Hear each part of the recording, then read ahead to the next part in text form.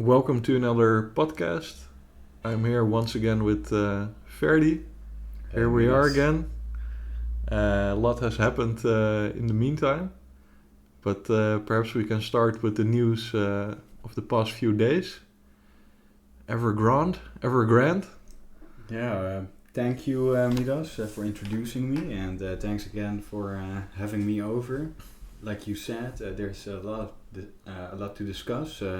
All kinds of things happening on the topics we discussed last time, and the one you named is a very recent, a very big one, the Evergrande, the second largest Chinese real estate firm. 300 billion in liabilities to all kinds of institutions and creditors, and it looks like it's going to default. So that's historic default by all means, I think. And the way it's happening is cause for concern for all global financial markets, as we already have seen yesterday on Monday, when the Dow and many stock exchanges slipped by like 3 percentage points. So yeah, it's a big topic, and it might have a big impact. Yeah, so just to put it into perspective, 300 billion in debt for a private company, it's huge, right? I mean, it's about 1/3 of the entire Dutch GDP, for instance. It's a Right, serious. right. I don't think there has been a country or a firm before with that kind of debt that defaulted on such a big amount. I'm not sure what their estimate is at of total equity. They have a lot of unfinished and finished projects all around the world, of course, but they still have to find buyers for those things. So it's a huge number, and people are kind of guessing how big will the ripple effect of this default be through the Chinese economy first of all, but also through the foreign investors on the global financial markets. So yeah, it's a huge number, one single firm only.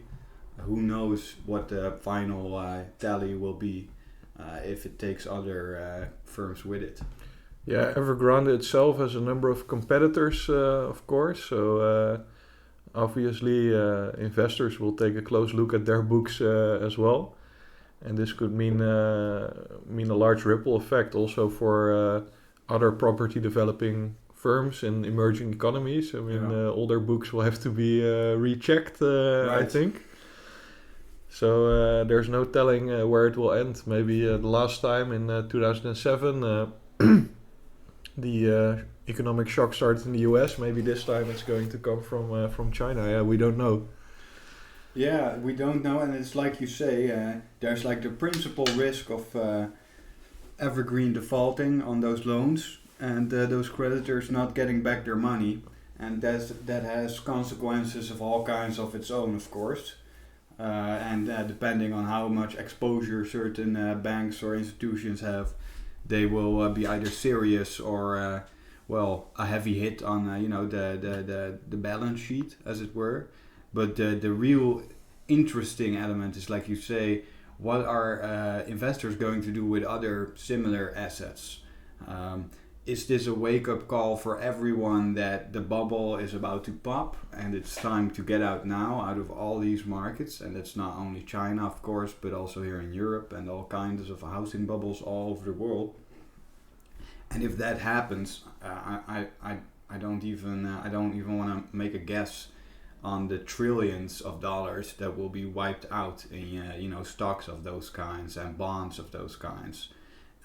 It's a revaluation of debt, as it were, one that's been a long time coming, especially in this environment. Like we said last time, the interest rate is not going up, the house prices are still booming, so there has to be a point in time where it stops.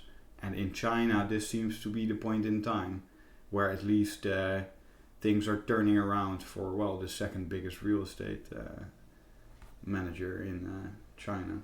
Yeah, because in the previous weeks, the story seemed to be that we were going to put the brakes on the financial monetary expansion in the US, but also in Europe, with the ECB also giving some slight hawkish signals. Story is okay. The economy is going great again, so we can go back to normal. I have to point out that, like I said, I disagree that the ECB really changed anything. It's because of two reasons. The first is there's two programs that the ECB has for the purchasing of debt and other assets from governments or some kinds of corporate parties. The first one has been running since around 2014, and it falls under a large-scale asset purchase program. The second one, it's the pandemic program. It's only been around since, I think, early 2020, like March 2020. And the announcement Thursday the 9th, I think, it was solely on scaling down the pandemic program. Yeah, exactly, yeah. So the first thing is that not all of the purchasing of debt is quitting. In fact, for the other program, they announced, well, we will continue doing so for as long as is necessary to maintain the symmetric inflation over the medium term. But they did announce that they intend to scale down pandemic programs starting in 2022 somewhere on March. But scaling down doesn't mean stopping. And the second thing is, scaling down or even stopping doesn't mean reverting the progress or the program. So over the years, so many euros have entered the market through these programs, and there's no intention that they will ever seriously reverse the program, such as the Federal Reserve has tried to do with the repo repurchase programs. There's been no initiative of that kind in Europe. And the interest rate is a fixed topic now, and people are no longer going to be surprised when it's as low as it is now in a year. So it's a little bit hawkish, of course, but it's really the bare minimum of what she could have done, of what Christine Lagarde could have announced to scale down, expensive policy. Yeah. Maybe I'm a bit too upbeat, but from my point of view, it was a little hawkish note, which is first since the pandemic began. And she did it without immediately spooking the market. So to me, I would say, okay, skillfully executed. Let's see what the next step is. But the first small step... True. It remains to be seen how whether she will escalate this kind of policy. She has to tread carefully, of course. So it's understandable that they start with this and that they might choose to wind it down faster in the coming months if the economy recovers as they seem to predict. Yeah. I mean, but what is interesting is that the inflation, which I have been talking about since at least the spring, it has finally become mainstream. People are really noticing it. Yeah. So that is a good development, I think, in the sense that it is on the agenda, to fight the inflation. Yeah, it has really jolted, financial experts, because even the official numbers have run up, above expectations and above the goal. But that was the goal. That was the goal before the symmetric inflation target was assumed. So the ECB reports in particular state that everything is within range of a symmetric inflation target over the medium term. But that gives you so much leeway in a single year. So it's okay to overshoot by 2 or 3% maybe. And then you can still argue you did your job. But it's good to hear that more and more people are noticing, and it's very noticeable in all markets now. Food prices are also shooting up very fast. Gas prices are really sky high. It all starts with attention, with public attention to the problem. And that might steer the ECB in a different direction on that, because the inflation is unprecedented, or the highest in 20 years, I think. And it's cause to worry in such a crisis period. Yeah. So the highest in 20 years, so pretty much the highest since we have the euro then as well? Yeah, for us it is. So it's also terra incognita, and where are we going with this, right? Yeah, so this might be a good little bridge to get to the next topic, because the last time I saw you said you wanted to discuss shipping as well. Yeah. So what's going on there? Well, shipping, and this is particularly weird that it hasn't been in the news as much. It has been on the occasion sometimes, a short item about rising prices. But what we've pretty much seen, and I'm not capable of declaring it or explaining it in its full extent, I think, but I've been following a certain index which weighs all the routes from Shanghai to major ports in the world, Okay. and the shipping prices. It's called the Shanghai Freighter Index. And the expectation was that in 2020 it would rise really fast because there's a pressure on shipping because a lot of Western consumers shifted their spending from services to a lot of import goods. Due to the pandemic. Right, because services were unavailable and people started buying lots of things to build a new part of their house or design a kitchen or whatever. And most of those goods, of course, come from China, and they're all big physical goods that require, a lot of big shipping. TV. Big TVs and gardening tools or gym tools, you name it. And if it's a durable good, there's a large chance it's coming from China. So there's been a lot of demand for shipping on one hand. On the other, shipping has been put into a chaotic state of affairs because of COVID. Because of course, in the start of the pandemic, you had those cruise ships, right? Which were sailing Corona nests, as it were, because everyone is so close and always in contact with each other. Real horror stories of people trapped on the boat. Exactly, and they can't get out. And on those shipping vessels, of course, the amount of people is a lot smaller. But the problem is practically the same. If there's a corona infection on board, there's a problem. Yeah, it's with very the entire multinational. ship. People need to travel in lots of different countries. Yeah, and they need to get back to their countries, or they can't, or they need to get to the ship on time, or they can't. And that leads to so many problems logistically for shipping to be efficient. Well, and then there's also the hilarious event of the Suez Canal blockage. Which disrupted the Suez route for like a week, with untold effects on shipping. So all these things together have resulted in the shipping exchange, the index rising about 400% in about a year. So that's all the major ports, including Busan or Tokyo port. So also for us less popular ports. If we look at the Europe Shanghai route, prices have nearly risen tenfold in the summer on the most popular part of the year. So if you consider those kind of things and the amount of spending we have on durable goods that require shipping, you can start to see where the inflation is coming from.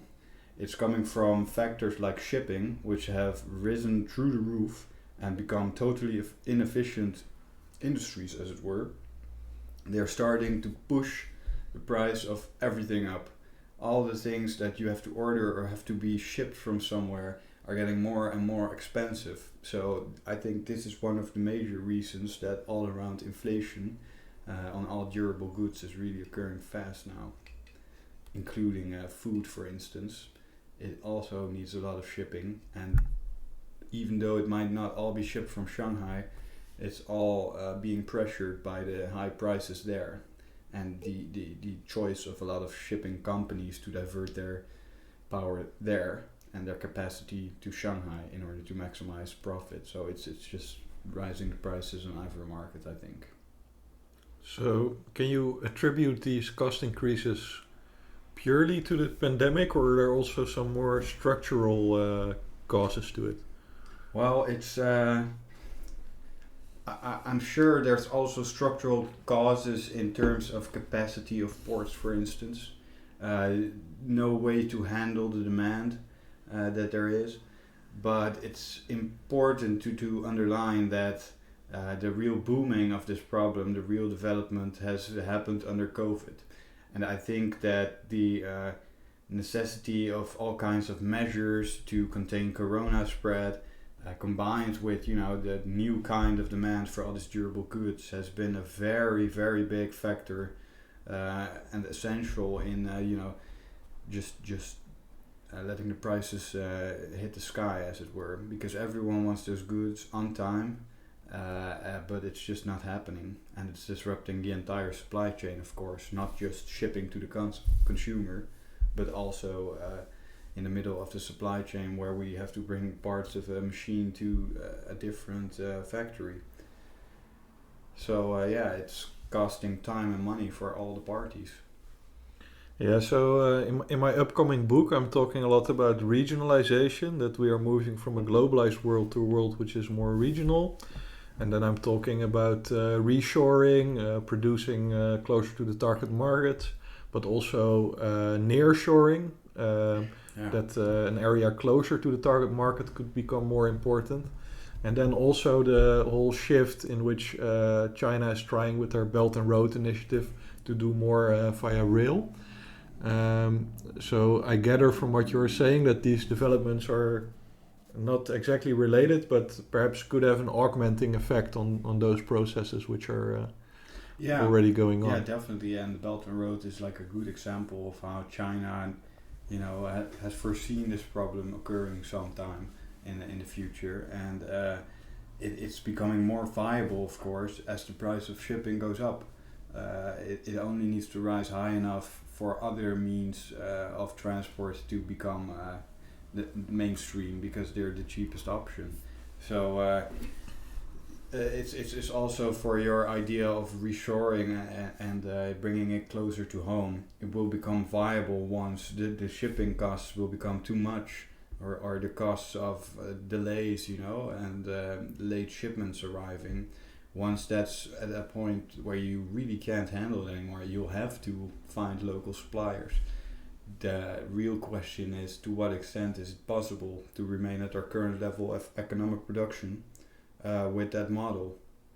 Because you might save on shipping, but you'll have to pay on a lot of other aspects, of course. Yeah, absolutely. You will have a transformation in your economy where you cannot longer just be a service provider, but you need to have some production in-house as well. And I think that could also really, at the one hand, increase costs, so moderate profits, but could also increase wages because you need more employees in your target market as well. Yeah, I think that's a direct bridge to another topic I wanted to talk about, which is the labor market. And also a point I wanted to make in connection with the reshoring. If we look at the current labor market, which has a record amount of job openings, but less people working than before, and that combined with the idea that we want to bring labor-intensive industries back here, as it were, in order to save on shipping and all kinds of other things. I'm not sure those two things are able to be reunited efficiently as it is now. So it's all kinds of low-skilled or medium-skilled labor, which is very intensive and which we, at least in Western Europe, aren't all too accustomed to do. So the question is, will the wages rise enough to attract the workers? How much wage increases can these industries really afford if they want to produce here? And it's probably not that much, at least until the consumer starts to appreciate the goods more once they're in low supply, and the prices start to rise. But then we'll see a remaking of the entire economy of what people deem important and what they don't. Yeah, but it seems that here somehow the free market is not working, because the press is full of we cannot find any staff. But you would say supply and demand, you just need to pay higher wages for you to get that staff, You need to accept that profits will be not as astronomically high as they have been in the last 20 years. But what if, you make an estimate of what you would have to pay to really attract people, and you would just find out that would bankrupt you, or that you would not be able to pay your monthly expenses. And I think that's the point of the problem by now. In industries like restaurants and hotels, or like on the farm, seasonal work, I think the people that were fired in this period realized the instability of their employment, and that they could have to be forced to stop at any time. A few months before they wouldn't know at all what was going to happen, and 3 months later they're at home. So these people might not be willing to return that easily, and I don't think that the average restaurant can afford to increase the wages of their staff by 20%. That would just kill them financially. So the hard truth seems to be that if we want to pay those people the wages that they want, it's not possible to open so many restaurants, and then it's just the bankruptcies which are inevitable if we want to root out those companies which can't afford the wage increases. So very sunny outlook Wow. from you. Not very sunny, but it's time we be honest about that, and combined with very cheap loans which firms have been getting for so long, there's a reckoning waiting, and one of these conditions, and now it's the labor which is short, and once the loans become more expensive to refinance, it's got to end for a lot of companies which have been hanging on a thread until now. No, but that's very interesting that you mentioned that we need to face reality, because I feel that the entire political system has been stretching it all as much as possible, pretending that everything is okay. For a while they did that by raising taxes. And I think somewhere around the austerity measures after the last crisis, they reached like the optimum. They could not raise taxes any higher because the receipts would be less. Yeah. And then the decision was, okay, but if we cannot raise taxes, we can just print more money. Yeah. And I think that's where we are. Pandora's box. Yeah, pretty much, yeah. Yeah. It's just taxing people by different means, but very indirectly and without their, knowledge, as it were, that it is a form of tax.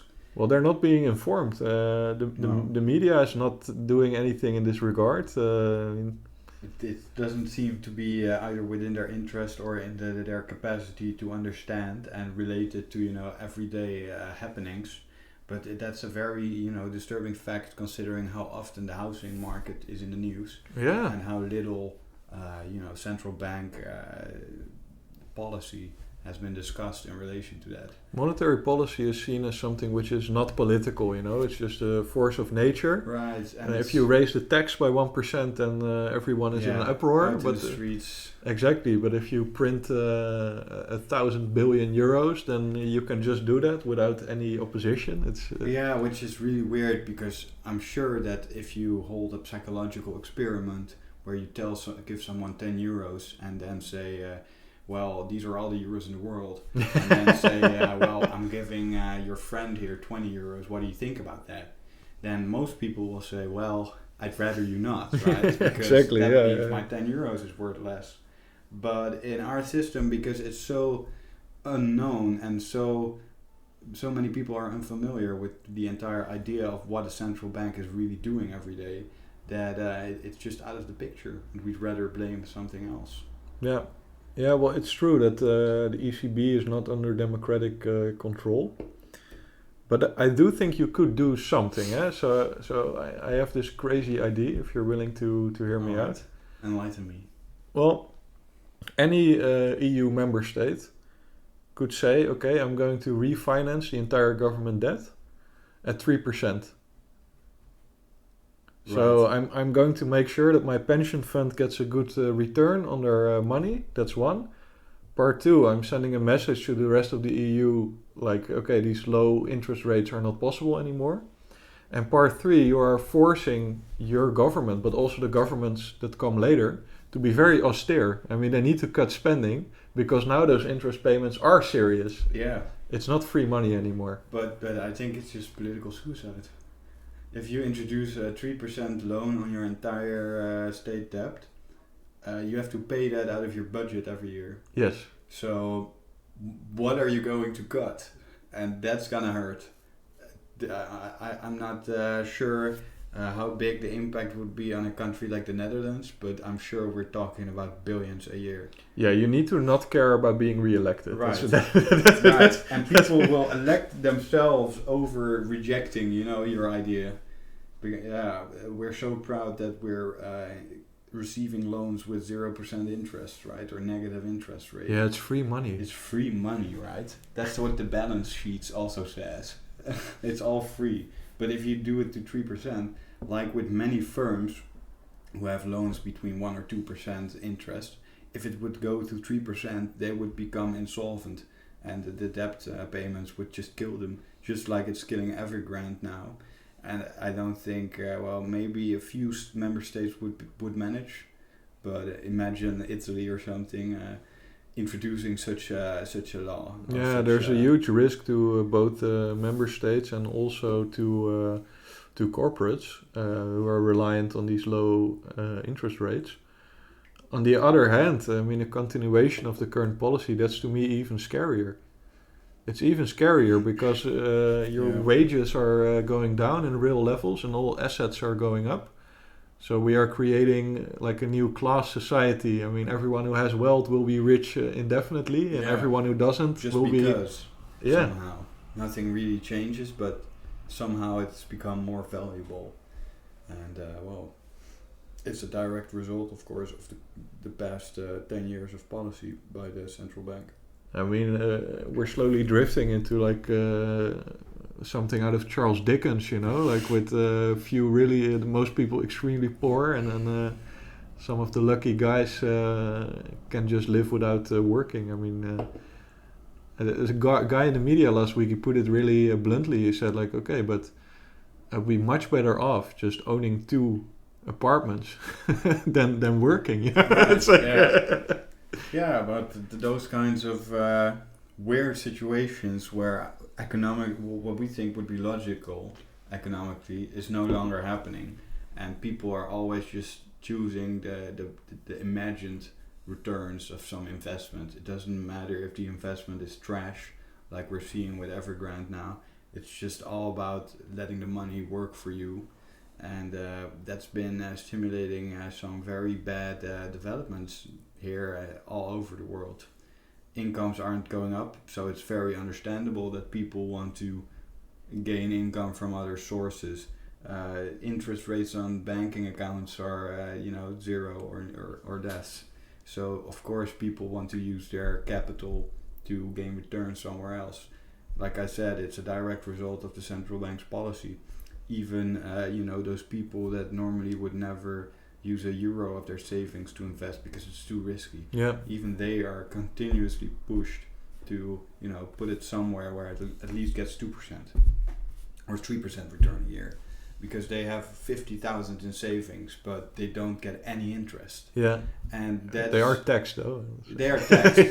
Well, they are taxed, so they are all paying to save, and that's intended. That's the intended effect of negative interest rates. That's what the ECB writes in their policy books. Like, we want to decrease the attractiveness of saving because we want people to invest and spend, but people have mostly invested if they've moved at all and not spend it. So the assets for real estate, for stocks have just gone through the roof with so much money that wasn't supposed to be there or wouldn't be there without the central bank's policy. Yeah, so it's working as intended, and the question is it scarier if it stops working or if it continues to work? Well, and we don't know. It's not 100% working as intended because they wanted also to spend, to have consumers spend more, because that would drive inflation and that would drive economic growth. Investing in assets doesn't drive up inflation per se. Of course, it helps by increased housing prices also mean increased housing costs for most people. But if they had spent it, or rather if they had kept it on their savings account, they wouldn't have the risk. So now it's if it stops, and if those exchanges come down, and if those investments come down, if those second houses drop in value, it's all going to be going from private people's accounts, because they too have been pushed to invest everywhere. Those firms, of course, also have all kinds of investment and as little cash on hand as possible always. But it's also the little people who have been pushed away from saving up money to invest it in crypto or gold or real estate funds or whatever. But is it possible that the central banks are operating on a fallacy? I mean, to me it seems I would spend far more money if I was secure about my pension fund, if my home payments were not that much. I mean, then I would be able to spend. I mean, then they are making me, if anything, more insecure. Right. That's what I also wrote in my thesis, and I think it's what you say. It's a fallacy of the assumption they make. They say, we are going to make saving less attractive by taking away the income from saving and taxing savings more and making investment in other things more appealing. But what has really happened is they have taken away a source of income for a lot of people, namely returns on savings. So, like you say, what you've actually done is you've decreased the stability of someone's financial situation. And as such, it's logical that they would increase their precautionary savings because they have less income, so they need a larger buffer for in case something bad happens because they don't earn as much money. But that's just, economic logic. But they do not seem to accept this in their considerations. They keep hammering on the fact that they want people to spend and spend and spend, and will just, never increase the interest rate until they do. God damn it. Yes. Until they do, yeah. Until they do, but they're not going to. Yeah, unless they're forced. I mean, unless you tax it 100%, people will spend it then. Yeah, exactly. So, And of course, there is a limit to how much monetary easing you can do. I mean, there is a certain point at which inflation is so extreme that it's no longer credible. Yeah. I mean, that's... But they did think that point was 0% for Yeah. a long time. Yeah. Well, those have been proven wrong. Yes. But yes, it becomes incredibly spicy to lower it even further. I think people would start abusing that too much. Too many fraudulent loans. Exactly, yeah. So we are entering times also politically, which are to me very confusing, and also to many of the people around me. So just a while ago, I was talking to a friend of mine who is a member of the Social Democrat Party, and I was saying to him, okay, but we have reached the ultimate socialism now because the government has never been bigger than nowadays. And then he said to me, socialism? I mean, we are living in the ultimate liberal dream. I mean, inequality has never been higher than it is now. So there's nothing socialist about the current situation. Right. So I do have a very strong opinion, and I think I do have some ideas of solutions to the problems. But it's hard because people easily interpret something as either left-wing or right-wing. And you are like two different factions against each other, while in the end you both want the same thing, right? Yeah, and I think especially with socialism, what it brings up for either left or right is a loaded concept always, while people can also just mean a form of welfare state, right? And there's nobody in Western Europe who rejects that.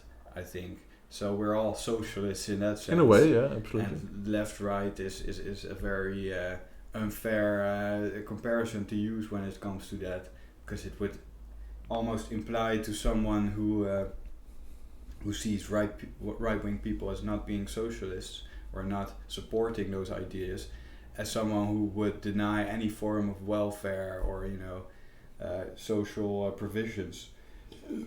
But that's not true at all. I think people are actually pretty close in those discussions. The only question is who gets them and how easily can people get them.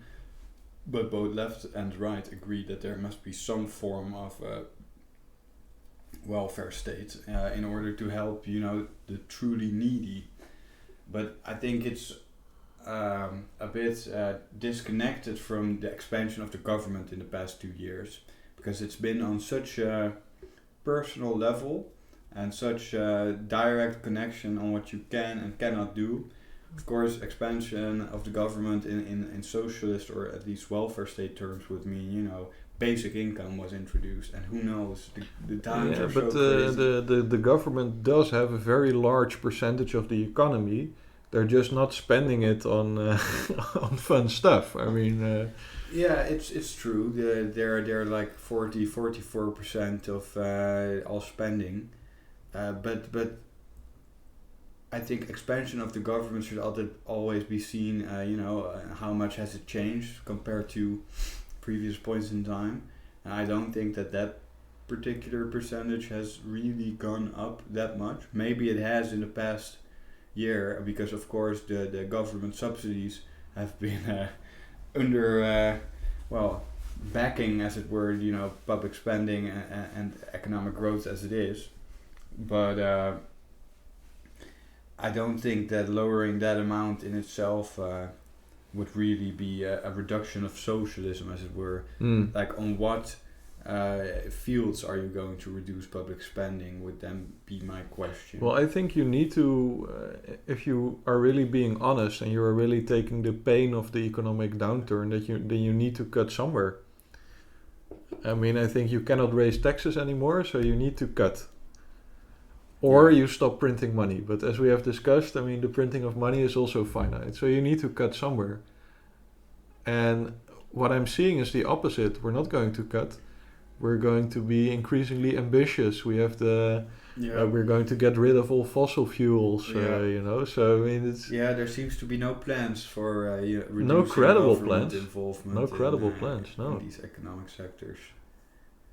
Yeah, that's true, and it is probably going up if it's going anywhere. That number, but. A lot of people don't really see that, I think, as strong government involvement.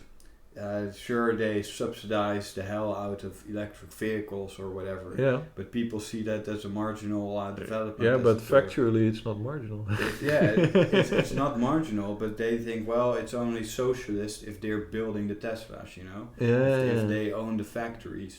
But of course, it's much more complex than that, and you can help your own government or your own firms in so many ways as a government.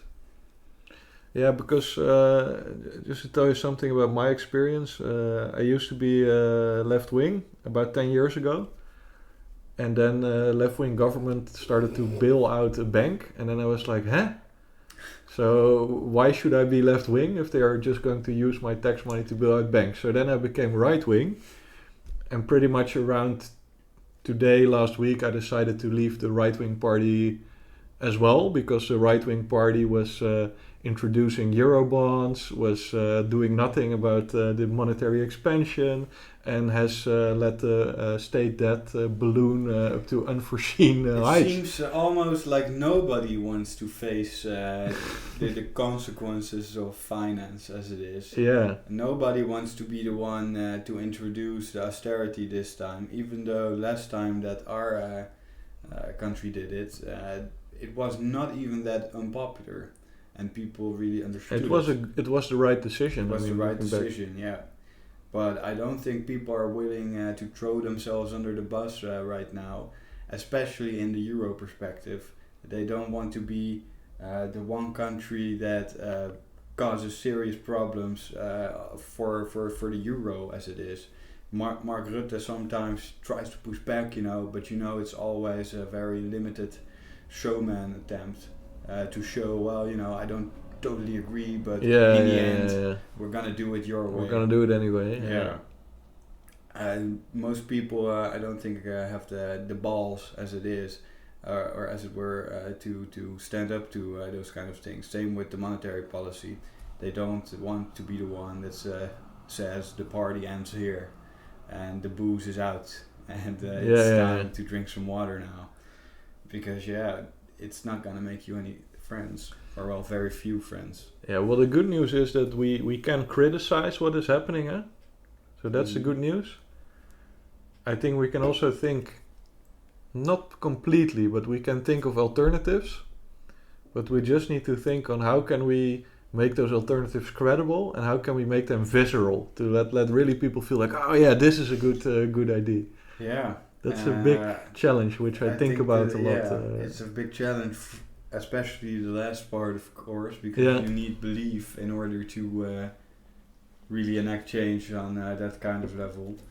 And I think there's too many people who are also, consumers and voters who are too hesitant to embrace revolution on that sphere, because in any case heads will roll, and we don't know whose heads exactly, but people will always fear it's them, and people who do have a house that has increased in price twofold, in the past 10 years. A lot of Are people they going to resist real measures that might decrease their house value? Yeah, a lot of people are okay with stability, because they are either scared or they have a lot to lose. So, change doesn't always mean progress for everyone. No, that's true. In this case, it might be fair, even for the average homeowner who is in equity, so much better off than people who rent, to take a step down. But of course the reaction there will be, why my money and not the 1% and the billionaires and stuff, go get it from them.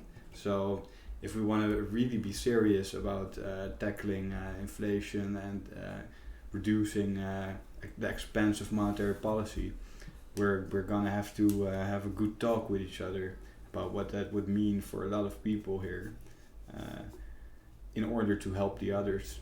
Will they be willing? I don't know. Not in my backyard is what they say. It's the same with windmills or solar panels or budgetary cuts. Yeah. Never something that affects me, please. Yeah. That's gonna be the name of the game.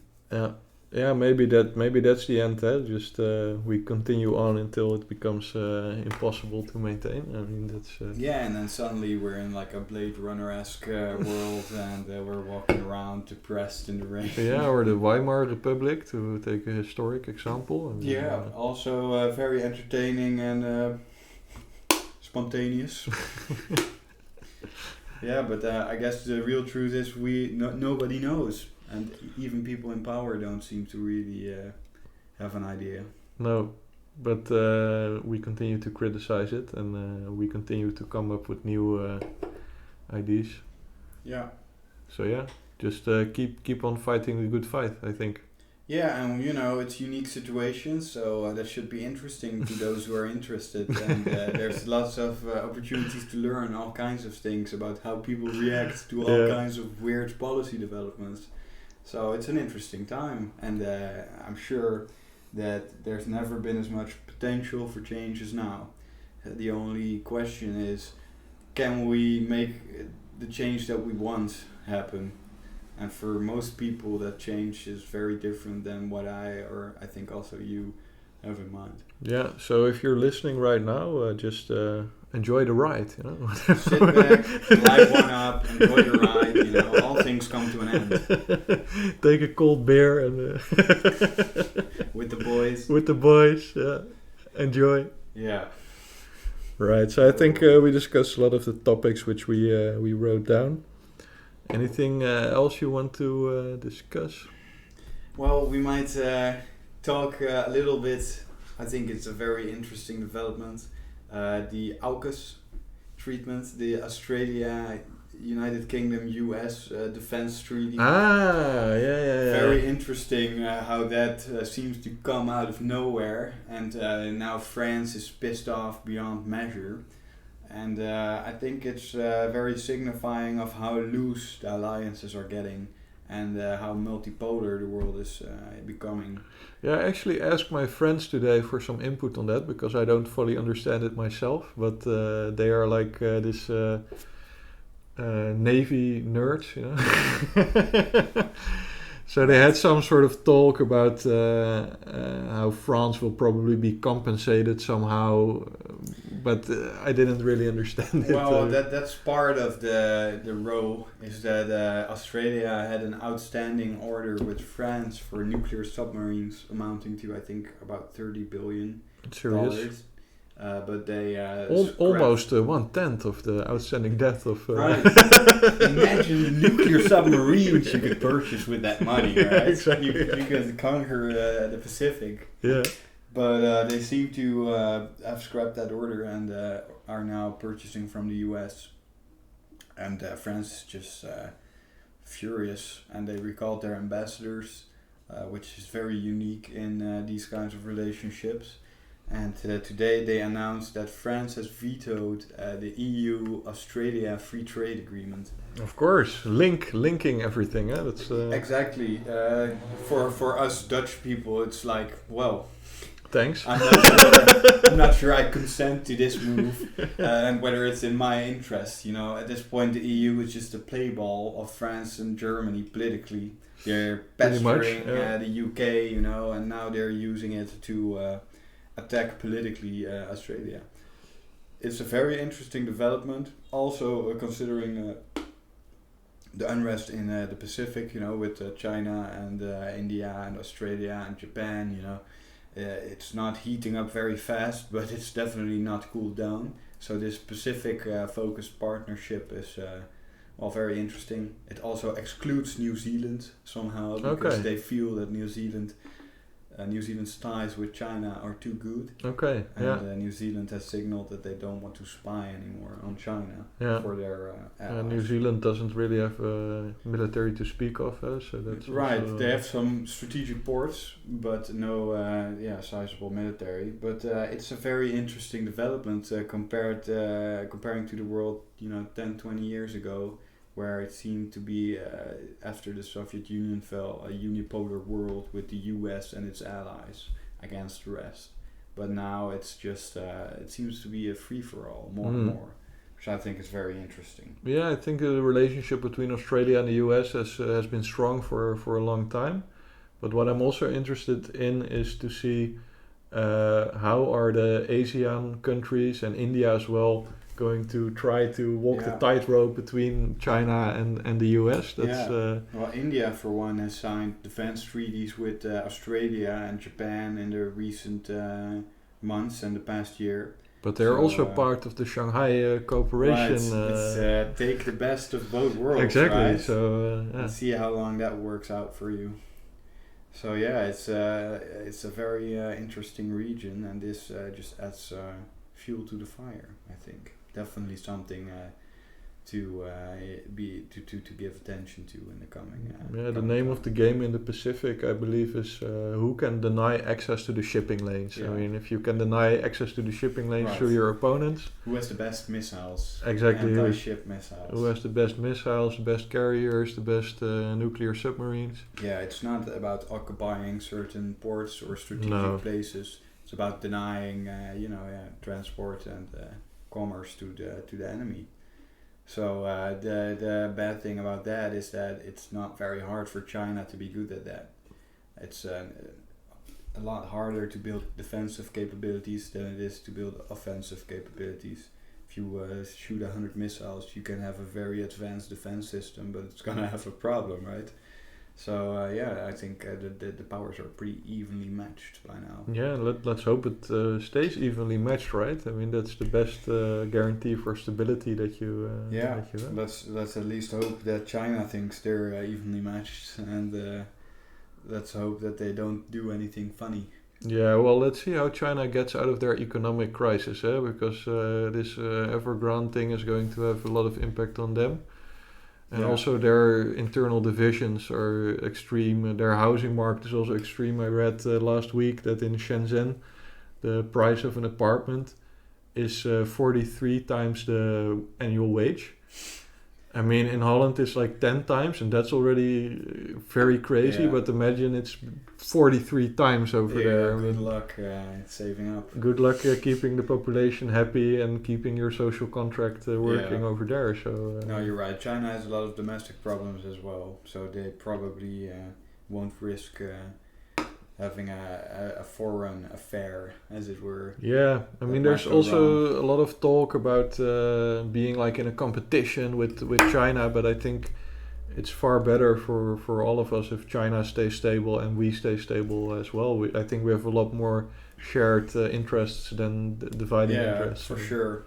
But we do have to, stand up to China where it encroaches on us, even if it's for shipping lanes where they build military outposts in waters that are not recognized as being theirs, or in shady commerce practice and a lack of regulation and safety problems in products and stuff like that, and financial weirdness such as the Evergrande that has happened with so many shadow banks and fake creditors pouring money into stocks that just get inflated to hell.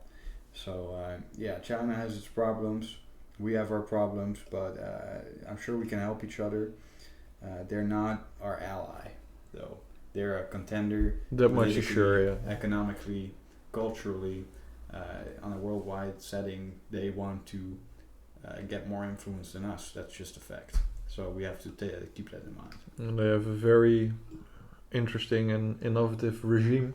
Right. With the social credit score, with the facial recognition. I mean, that is also a very scary picture. I mean, any dystopia that we can come up with, it's already there in China. So. And they never announced the pace that they're going to do things. So in the past 6 months, they've also been introducing all kinds of social change, like children being limited to 40 minutes of gaming time per day, which is super absurd. If you think about putting those measures in place here. Yeah. Although, since COVID, that's become more realistic of an option because, like you say, greater government involvement for me has been in that sphere of activity, the personal space. What will you do with your time? Absolutely, and that has a financial component as well, of course. But there's a lot of calls also in Europe, in the Netherlands, that, for example, people shouldn't eat that much meat, so we should make it more expensive to buy meat. So they're going a little bit in that direction, but let's hope we can. Let's hope we can push it away from that direction. I want my meat. All right, so a lot to discuss. Any closing remarks? Not for me. Just I hope everyone enjoyed the summer, and good luck in the coming months. It will be tough on all of us, I think. It's gonna be interesting. It's gonna be a scary Halloween, but let's Halloween, boys. Let's enjoy it and stay sane, everybody. And I will see you next time. Thank you very much.